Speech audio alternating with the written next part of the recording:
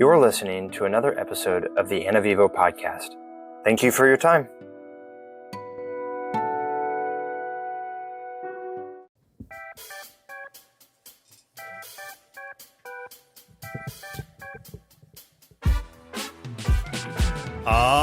Yeah, ladies and gentlemen, welcome back to the Ana Vivo podcast. I'm your host, Tim Miller, and here on beautiful Whidbey Island, joined today live on the air with none other than Mr., or should I say Lieutenant Commander Select. Is it Commander Select? Lieutenant Commander. Lieutenant Commander Select. I still got some time. Derek Pettit. Welcome to the show. Good to have you. Oh, I thank you. And we are here prepping up for dinner. The wives are in the kitchen cooking as they are. I was like, ooh. And the men are over here recording a podcast. Oh, this is fun. So yeah, Thanks for having me. welcome to the office. So this is the space, man. I do this once a week, every Monday. A new episode is launched live out to the audience of about 800 or so listeners, and we cover a variety of topics, which is fun. Everything from Christian focused kind of stuff to I had a NASA doctor. Oh yeah, I remember you telling me about that. UFO stuff. All about the aliens. Yeah, we talked about. Did anything fun come of that? Well, we did. Are we going to be invaded? That's what I really need to know. Okay, cut to the chase here. Are we? Actually, you know what was interesting was between him and another friend, Kevin, there was an interesting point brought up about how narrow the road to salvation truly could be. Like we read that passage in Scripture, brought us away to narrow is the road to salvation, broad is the path to destruction. And we think, okay, but how, surely I'm counted in that. How narrow is this road? Well, what if the people, because I always thought like, okay, when people get raptured, the whole world's going to know it was God. Obviously, in my mind, I was like, obviously, there's no way. Planes are falling out of the sky, people's disappearing. Okay. We've all seen Left Behind. Yeah, exactly. Just like that. Like clearly there's a real God. He really meant what he said. This is going to be legit. But what if all of this alien stuff, all of this spiritualized stuff is building and building and building now more and more and more so that people discount it and say, oh no, it's aliens, not God. And there's only like 1 million people that actually get raptured. I'm making up a number, but like a significantly less amount of people. Like in Left Behind, it's like half the world almost. Yeah, seems like they're just gone. Yeah.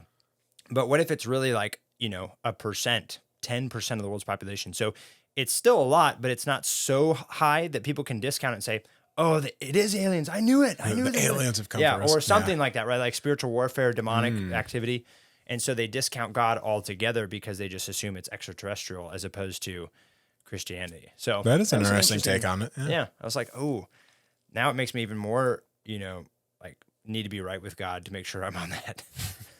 So you can be counted amongst one of the taken from the aliens. One of the for everybody. Quote taken from the aliens. Yes. Yeah. So today's podcast, we are actually going to be talking about one of my favorite meals of fellowship called fondue. Ooh. And when I say that word, what comes to your mind? A beautiful fountain. It could be either chocolate or cheese, either one. They're both very good. Yes. But I don't know, usually when Katie and I go out, Fraser's, as you've probably been there many times. Yeah. The little fondue bowl that you get. Mm-hmm. Oh, man. With the cheese? Just give me a straw. And that's about how I finish it up. And Katie too. Later for the next week. Oh, yeah. We don't talk about the afters. Yeah, it's just the current, just the what's now. happening. I want to stay present in this moment. Yes. Okay. And it is amazing. Awesome. Or chocolate. That's also fun. And then I just put my face under the waterfall of chocolate and just let it cascade over me. I am the marshmallow. That's fair. So when I say fondue, we actually are referring to more of a yakiniku style meat fondue. And it's a hot bowl. Now you've got my interest. Yes, and it's peanut oil that is has a very low boiling point temperature, so it can get really hot, but it's not like splatter everywhere. Yeah. And you drop in your beef and your pork and your chicken, whatever else, and let it cook. And then when it's done, you pull it out and put it right into a plate of butter, garlic butter that then melts all over the meat, and then you eat that along with whatever sides we have. Kind of sounds familiar to when we were in Japan, stationed over there in Iwakuni, I got introduced to like similar to the yakiniku, but it's called shabu shabu. Oh, shabu which shabu. I believe translates to shake shake. Shake, shake. And it's similar as you got like a broth in the middle. So like typical yakiniku, you got the grill. Oh, yeah. But then the shabu shabu, instead of the grill, is just a pot of a broth, and you can select like a chicken or a pork or a beef broth base or whatever. Is it cooking it though, or is it just a soup, like a broth soup? It's cooking. Yeah, you put stuff in it. So Okay. you got your chopsticks and you pick it up, and you're supposed to like dip the meat in and shabu shabu, shake shake. Shabu shabu. And it's like very thinly cut meats. So then it like only like takes a second or two for it to really cook, since it's like so thin. And then same thing, like dipping a little salt, a little butter that they have on the table, and then delicious. Perfect. Oh yeah. Beautiful. So that's what we're gonna have tonight. Oh, now I'm even more excited. We call it our fellowship meal because it takes a while, because you got to sit there with your skewers and you put your meat in and you talk and get to know each other, and it's about an hour or so of process of meal, and you pile up your plate of meat, and the one rule is you can't leave until all the meat is gone. And so easy day. that's what I always say. But Challenge accepted. Nobody, okay, hear me recorded now. Nobody has passed this challenge. Okay, so for all the listeners out there, you're hearing the first person that's going to pass this challenge. There we go. There's the challenge cue. Mic drop. Now, to be fair, you're like 7'10", 250, solid muscle, massive dude. Yeah, it's kind of on the smaller end, but yeah, sure. Yeah. But, and so that will help you. However, this won't be aired until later, but your wife is probably not going to be eating as much. Oh, no. Potentially. She might have like 2 pieces. So I'm going to have to be pulling for a lot of the weight. For various reasons that we won't share online necessarily on the air. Yeah, this won't be aired until after the news is released. So when is that? When are you telling everybody else? I haven't really set a time yet. Okay. Yeah. Well, this is recording to this station right here only, and I won't publish it until after you give me permission. Okay. So yeah. Can we announce it? Oh, yeah. Number 2 on the way. Number 2 on the way for the Bennett family. There you go. Yeah. Yeah. Yep. There it is. So Will Eli have a little brother or sister around? Right. Let's see. There we go. I'm Henry, and I'm 6 years old, and I approve this message. Henry approves of you having a second born because he's a second born. So thank you, Henry. I got his approval. That's great. That's all you need. Yeah. Now we're good. Now we're golden. So to Fondue, she will be not eating as much because she's pregnant. Yeah. And you're going to have to pick up that slack. Yeah. And like right now, she's in the very nauseous of everything. So she might like look at it and just be like, She's there's gonna see nothing to your bowl or of raw Grace's, meat and just like be cooking or disgusting. anything. Oh, yeah. But if she just looks at it and is like, I need a second, that's probably why. So nothing I'll on be you. hacking up outside. Don't Yeah. worry. So nothing on you. No, That's all. That just means more for me. Yeah, more for us. And you're going to have For to live up us. to that challenge. Yeah. Right. So that's our fondue. Grace started it as her family, I guess, in Indonesia, I think, when she was born. And that's how they started that. And it's been good. It's been a great addition to our family plans of like getting to know people and bringing them over. And plus you just, really you dip any kind of meat. One, it's meat, and then you put it in buttered garlic. So win-win. What was it, Martha Stewart? Like anything's better with garlic? Yeah. No, butter. Butter. Sorry, butter. Just add a stick of butter. Yeah. It'll be fine. Yeah. So I'm looking forward to that. Or is that somebody else? Am I mixing up my... Julia Childs added a lot of butter to things. Yeah, My Oma added a lot of butter to things. You can't go wrong with butter. It could be in dishes. Anybody. So we're gonna do that tonight, and I just wanted to introduce you to this is the workspace. So I'm getting it. It was like there was boxes. This whole daybed, which has another daybed underneath it, so 2 people can sleep here. It was stacked up with bills everywhere and real estate paperwork everywhere and stuff, and so that was hard. Just have a bonfire, just light it up. I thought about it, and then I was like, "These are my clients. No, I can't man. do that." So For the record, Tim did not do that. Clients out there, I just had to your papers are safe. put my head down and press through it this last week as I was getting out of Chief season. So, but that's done, and getting back to reality and cleaning up around here and getting things squared away. So, Nice. finally get back to a little bit of semblance of normal. So That's yeah. good. Good. You were saying you've been having kind of just a bleh kind of time? Oh, it's just been busy at work. We're doing squadrons workups, so we're doing all their training and then doing like the extracurricular ground stuff that I have with that. So it's just a lot of coordination, a lot of moving parts, talk with a bunch of different people. So it's just like one of those actual work for a long you're just time. sitting at the desk and you send an email to answer a question, and as soon as you hit send, another email pops up with another question. You just do that on like repeat. And then I'm like, oh, now I need to go like run a sim over here. So go do that, come back. And it's like, I've got 20 messages. I'm like, oh. A never-ending battle. Yeah, it's just never ending. I'm just like, oh man, but get through next week and the week after or so, and then it should be a little bit of calm, and then because they're leaving. Yeah, they'll be going to Fallon for some follow-on training. And I won't be going on that trip, so I'll just be able. It'll be nice, just be us at home. So I'm like, cool. Let so the work we can leave. Go play racquetball. Oh yes, we do need a rematch. Mm-hmm. I need the rematch. You need to defend your title.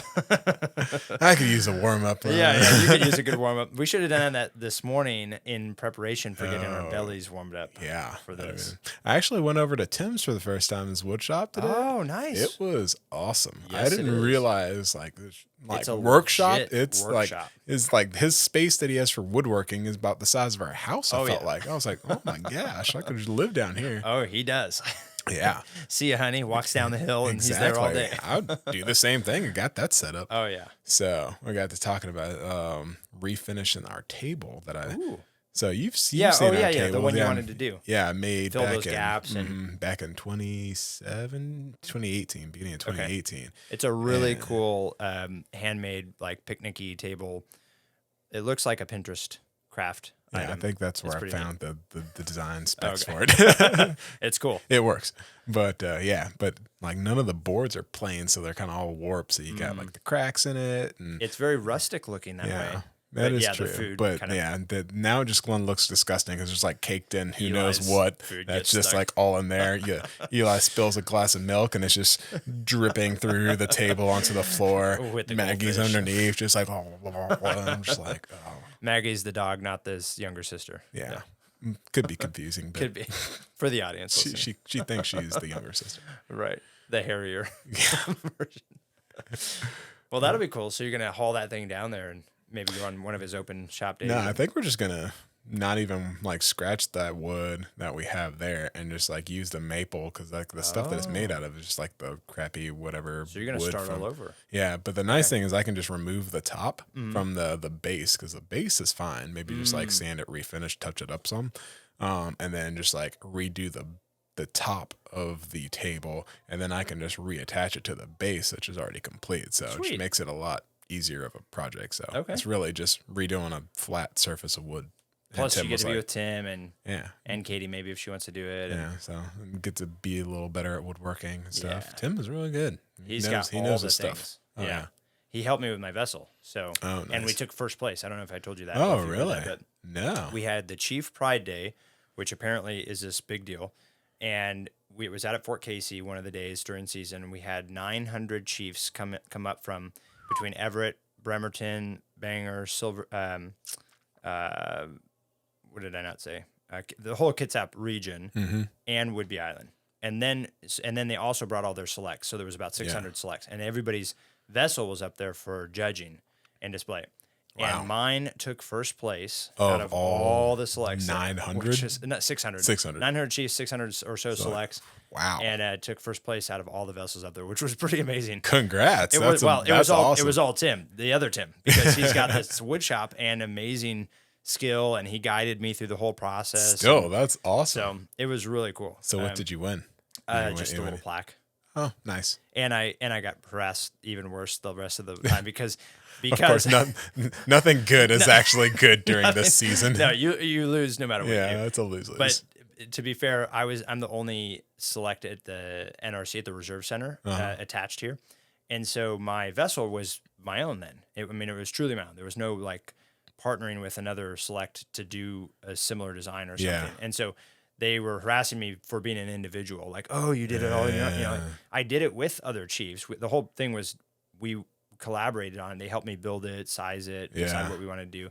But compared to like the squadron, for example, Yeah, 9 selects all did one box, and on the back of their box was like the whole command patch when they put all their vessels together. Oh. And so it looks really cool when all the vessels are together. That's pretty sweet. It did, but when you take one of your vessels apart, you've got a little eagle, the eye of the eagle, or like the stinger of the P3, which looks kind of weird. You're like, what is this thing? That could be taken very differently. Exactly. No thanks. I don't want to do a collaboration thing. And the whole time, people kept saying, like, this is the one thing that lasts with you forever. You know, after a season's done, this is what you'll keep. It's your project. Do it how you want. And so they tell you to be individual with it, but then they berated you for being an it's individual. part of the process. Yeah. Like I said, lose. So it did. I mean, they did look really cool. Out at the Pride Day, CPO Pride Day event, they had these big cases that they, like 9 selects had their vessels stacked for display, and so you could see the back of their vessel was just one big awesome command patch, or Deception Pass, or some mountains, or something really cool. So they all made really neat images, which was cool when they were together. But again, now they've all made Chief. Part of the process of making Chief on active duty even more so is they, I forget the word for it, but they realign you with different billets to kind of move you out to be leaders in places that you weren't just a first class with everybody. Yeah. And so you're going to leave these guys and gals anyway and take your vessel with you and never see them again. And your vessel will have that one little piece of whatever it was on the back. Here's the P3 Stinger, quote unquote. That's all I could think. I was like, oh man.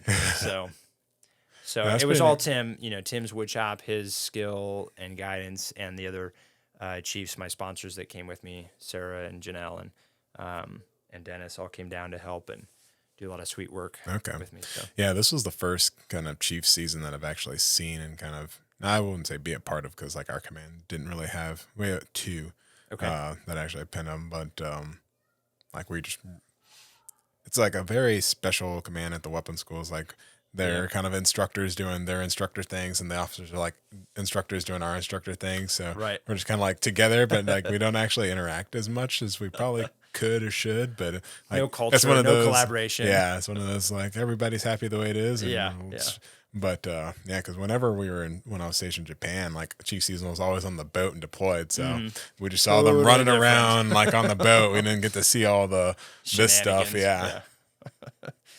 Yeah, a little bit different out at sea for sure. So, well, good. I'm happy that you'll get a break coming up in a couple weeks for you'll get a break now that. And I've got a break, and now that this is clean, my mind is feeling a little better, although I've also been kind of blah the last couple days. I'm not sure why. Going through a bout of depression or something that I need to work through, but and pray a lot more for. But it's been all right.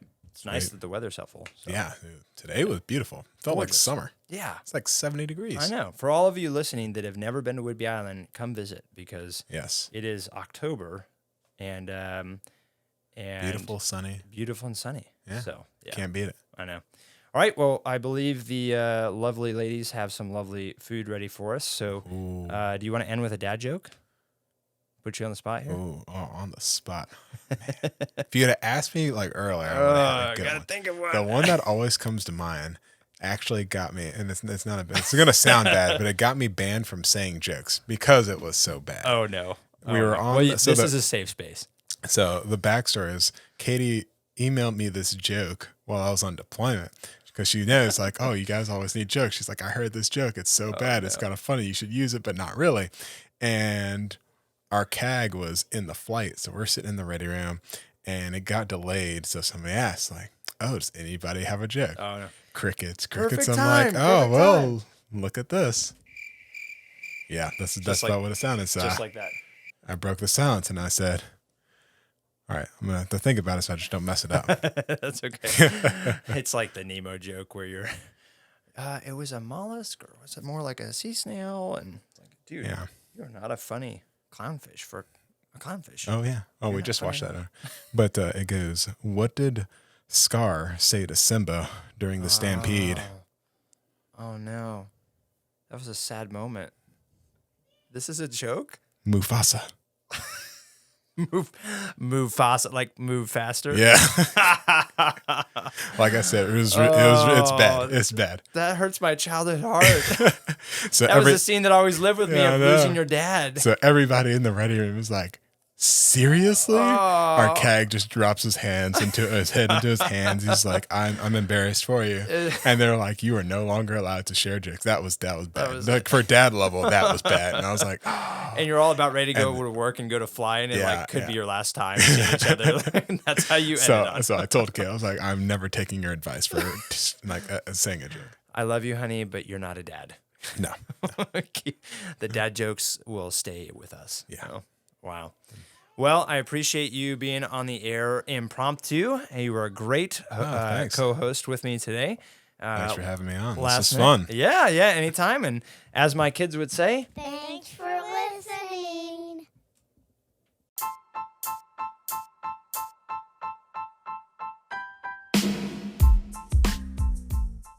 Thank you for listening to another episode of the Ana Vivo podcast. We welcome your feedback and ideas. You can learn more about us by simply Googling the word Ana Vivo. This podcast is supported by listeners like you. I am a licensed real estate broker with Compass Real Estate and a nationwide real estate matchmaker. We consult with you for free, find and vet the right real estate professional that specializes in the area and niche you need, are paid by that professional, and they get clients like yourself who want and need their unique specialty or winning track record. If you or someone you know is in the market to buy or sell real estate anywhere in the U.S., don't simply web search the highest paying advertiser. Let us use our licensed experience to find and vet the real and best professional for you. It costs you nothing but a phone call or email with me, and has saved my clients financially and emotionally. I'd be honored to serve, and you can reach me direct by email at tim.c.miller@outlook.com. And as always, to God be the glory.